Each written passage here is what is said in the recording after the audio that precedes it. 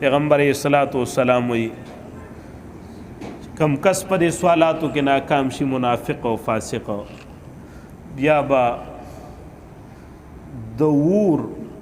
او دل ترازی د وسپنې په ګروزونو باندې د دې غوګونو په دې خوا کې داس یو گزار ورکی چې د انسان او جناتو نه علاوه هر کس هر زناوري پیوري. بعض روایتو کې راځي چې کله دا ناکام شي او ته وایي چې د باندې دا قبر داسې راتنګ کوي چې دا یو پوښتۍ په بله کې وردن نشي او مختلف عذابونه به پې د جهنم په د مسلط کی. الله دې موږ محفوظ. برحال د دې حدیث مبارک نه او د نورو احادیثو نه دا خبره معلومه شوه چې په قبر کې د پرشتو سوال او جواب دا حق دی، په دې باندې زموږ ایمان دی. او چې کم کس دغه سوالاتو کې ناکام شو قبر به پې تنګ شي، د جهنم د کړکو نه به ورته یو کړکۍ دغه قبر کې ښکاره شي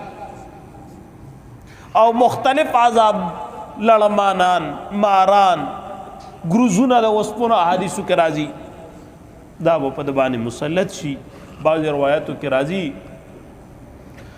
د وسپن یو داسې گزار به ورکړی شي یو ګرز چې 70 لاسه به په ځمکه کې ننوځي او بیا به را دغه کېږي او بیا به داسې. بهرحال عذاب قبر دا حق دی، په دې باندې زموږ عقیده ده. دې د وجه نه پیغمبر صلوات و سلام ترمذی شریف روایت کیوں فرمائل پیغمبر صلوات و سلام وی ما رأيت منظرا قط الا والقبر ابضع منه. اے خلقا ما یوم منظرم د قبر نه ډیر خوفناک نه دی لیدلې.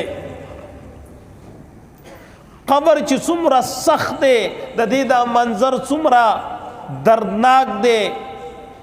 خوفناک دی، د دې نه بل منظر پیغمبر صلوات و سلام وی ما نه دی لیدلی. کله به پیغمبر صلوات و سلام صحابه کرام ته ویل یا ایها الناس استعیذوا بالله، اے خلقو پناه وغواړئ په الله پورې من عذاب القبر، د عذاب قبرنا، فإن عذاب القبر حق، عذاب قبر چې کوم دی دا حق دی. رواه احمد. برحال عذاب فی القبر هم حق دی او نعمتونه فی القبر هم حق دی. او د عذاب ډیر ذکر دغه کیږي او حدیثو کې ډیر د عذاب لفظ ډیر راغلی دی، د نعمتونو کم راغلی دی. بل دا دی چې سړی د عذاب تذکره ځکه کیږي چې خلک د عذاب قبر نه ځان محفوظ وساتي، داسې اعمال وکړي چې هغه د عذاب قبر نه د حفاظت ذریعه وي. دې د وجې نه اکثر تذکره د عذاب قبر کیږي. حضرت عبداللہ ابن عباس رضی اللہ عنہ اگر پیغمبر صلوات و سلام دا روایت نقل کړي چې پیغمبر صلوات و سلام په دو قبرونو باندې تیر شو. پیغمبر صلوات و سلام فرمایل انهما لا يعذبان، دې دواړو قبرونو والا عذاب ورکول شي. کله کله پیغمبر صلوات و سلام ته مشاهده کړ شوی ده یا بعضی بزرگانو د بعضی عذاب مشاهده کړی ده. عموما الله رب العزت د عذاب یا د نعمت د مشاهده د انسانانو او پیرانو نه دا پټه ساتلی ده. دې کې د الله ډېر حکمتونه دي. یو روایت کې پیغمبر صلوات و سلام وی کو ماته دا یې رانوي چې تاسو به مړی خخول پرېږدئ، نو تاسو ته ما الله نه به سوال کړی وي چې تاسو ته چې کم قبر کې عذاب ورکولی شي د هغې څه نه څه هغه اثرات ښکاره کړي وي چې تاسو م اورېدلې، او تاسو به مړی خخول پرېږدئ.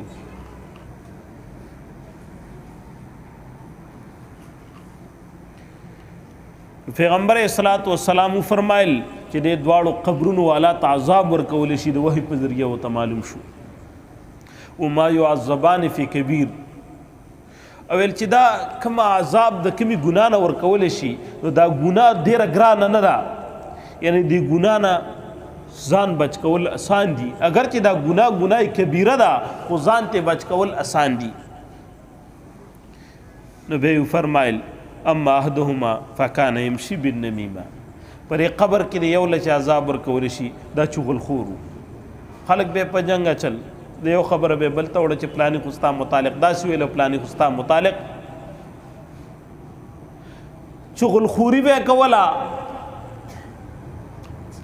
واما الاخر فكان لا يستنزه من بوله او چې کوم دا بل له د برته شمی تیز نزان نه ساتو ګوره دا دواړه ګناهونه اگر چې ګناي کبیره ده چغلی کول دا ګناي کبیره ده د تشمی تیز نزان نه ساتل دا ګناي کبیره ده خود دومره ګران نه ده کوي سړی ته ځان بچ کول غواړي بچ کولې تشي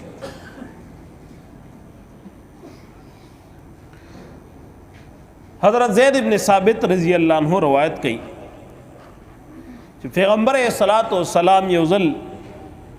په بنو نجار په باغ سره تیرې دو او پیغمبر صلوات و سلام په خپل خچر باندې سورو پیغمبر صلوات و سلام چې کوم خچر وغه एकदम داسې وترې دو او قریب و چې پیغمبر صلوات و سلام تر غورځېدلې وي و چې مونږ هلته وکتل ته یو څو قبرونه وو څلور پنځه یا شپږ یو څو قبرونه پیغمبر صلوات و سلام فرمایل چې ملګرو تاسو کې څوک دا قبرونه والا پیژني نو یو صحابي ویل د الله رسول صلی الله علیه وسلم او زه پیژنم و چې دا کله وفات شوي دي هغه ته ویل چې دا د شرک په حالات کې وفات شوي پیغمبر صلوات و سلام خو پوه شو چې زما دا خچر د دیو د عذاب د وجنه وتریدو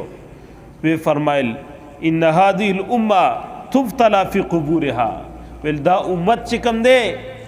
دا په قبرونو کې په عذابونو باندې مبتلا کیږي څو ګناګارانی فلولا الله تدافنوا وچرته دایر نه وي چې تاسو مړی خول پرې دی لدعوت الله يسمعكم من عذاب القبر الذي اسمع منه ما بد الله تعالی نه سوال کړي وي چې تاسو ته امدا عذاب قبر نه صد لګه هي سچ کم ما ته محسوسيږي ما ولیدا تاسو ته امدا کړي وي او تاسو کوم مشاهده وکړه تاسو بیا مړی خول پرې دی بهرحال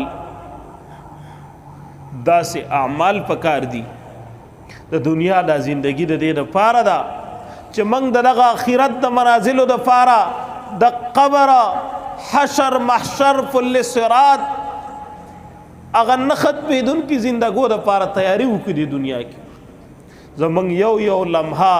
یو سکړم دا ځای نشي من اغه اعمال کو چې اغه اعمال سره الله رب العزت عذاب قبر لري کوي